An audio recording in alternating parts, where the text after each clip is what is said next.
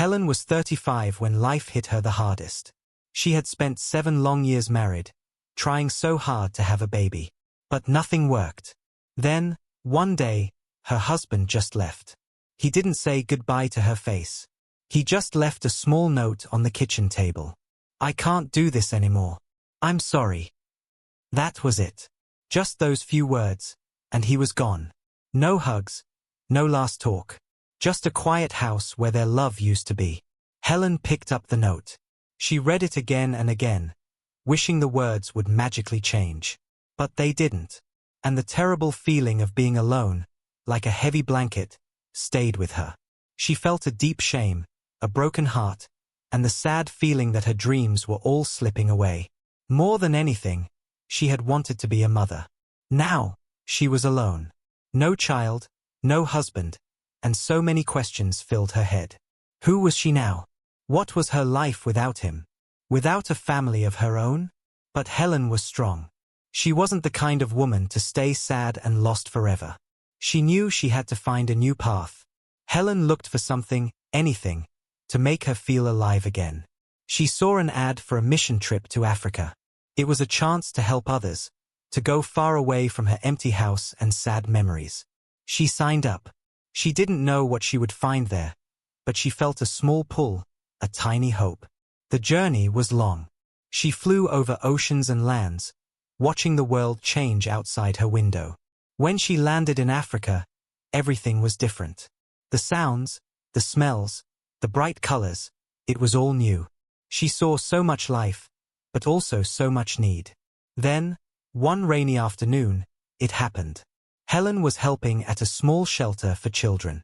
She saw many kids who had lost everything because of war or hard times. Their clothes were torn, their bodies thin.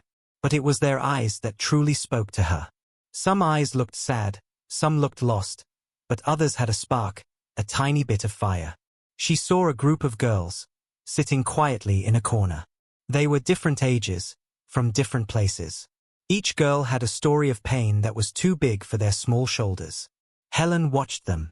One girl, maybe 10 years old, had eyes that seemed too old for her face, wise and tired. Another, younger, maybe 5, hugged a worn-out doll tightly.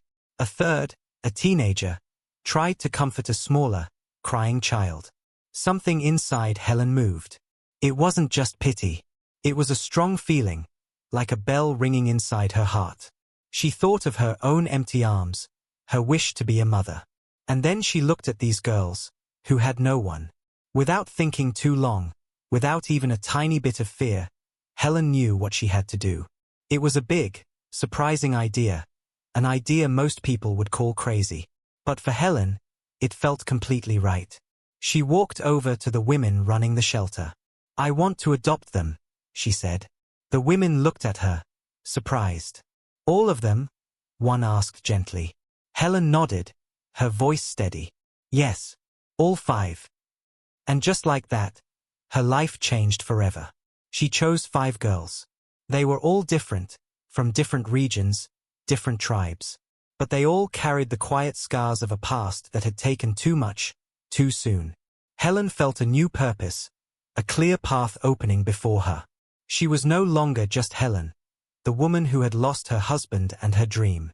Now, she was going to be a mother to 5 brave girls who needed her. Finally, after what felt like forever, all the papers were signed. Helen was officially the mother of Aisha, Zahara, Naomi, Imani, and Kendi. It was a day of tears and hugs. The shelter staff, who had cared for the girls, cried too, happy for the children but sad to see them go. The journey back to Helen's home country was even more challenging than the trip to Africa. 5 little girls, all nervous and excited, in strange airplanes and busy airports. Helen held hands, carried sleeping children, and tried to answer 100 questions in broken English or through gestures.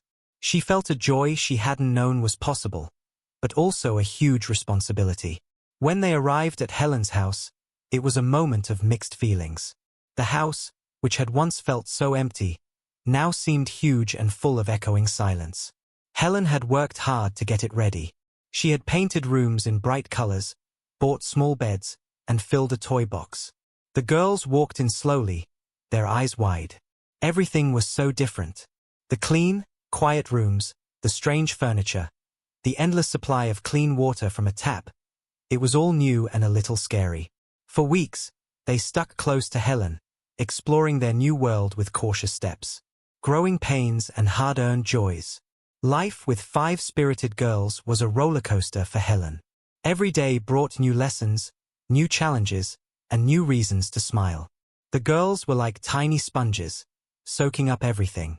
They learned English quickly, picking up words from TV shows, songs, and from Helen's patient teaching. Soon, the house was filled with chatter and laughter, a mix of their native languages and their newly learned English. But there were struggles, too. Each girl carried invisible scars from their past. Aisha, the oldest, was often quiet and worried. She would sometimes wake up from bad dreams, her eyes wide with fear. Helen would sit with her, holding her hand, telling her she was safe now.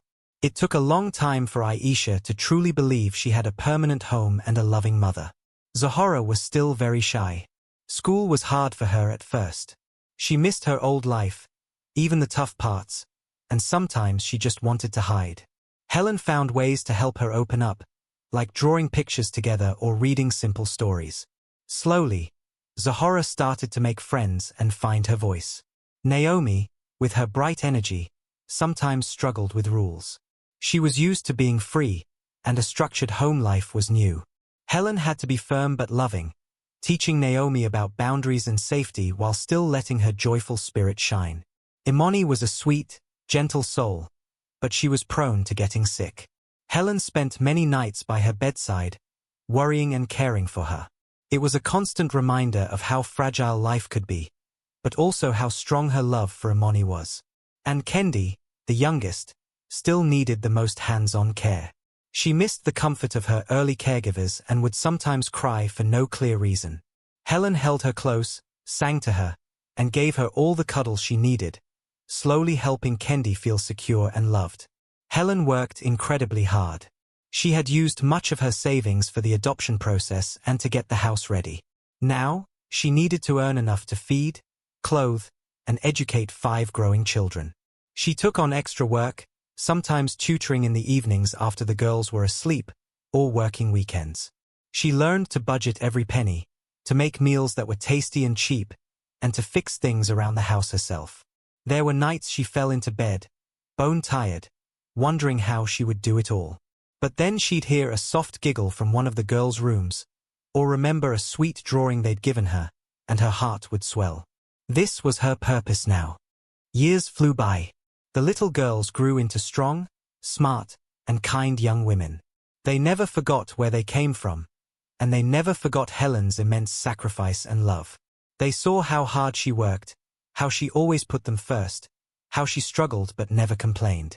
They knew she had given them a life they could only have dreamed of. Aisha became a brilliant student, driven and focused.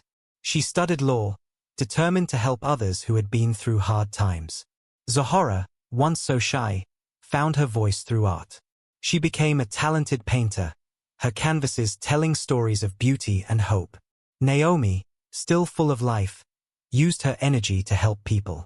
She became a nurse, caring for others with compassion and skill. Imani, sweet as ever, discovered a love for teaching. She became a beloved teacher, helping young children learn and grow. And Kendi, the youngest, found her passion in music. She had a beautiful voice and used her songs to share messages of peace and unity. Each girl, in her own way, built a successful life. And with their success, they never forgot their dream: to give back to the woman who had given them everything.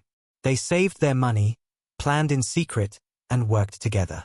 One sunny morning, years after Helen had first brought them home, the now-grown women gathered around her. Helen, a little older but still vibrant, looked at her daughters with pride. "Mom," Aisha began, a soft smile on her face, "you always worked so hard for us. You gave us a home, a family, and a future. And now," Zahora added, her eyes shining, "we want to give something back to you." Naomi handed Helen a beautifully wrapped box. Inside was a set of keys and a card. Helen's hands trembled as she opened it. The card simply read, "For our dearest mother. A place where you can finally rest and enjoy the peace you deserve. With all our love, your daughters."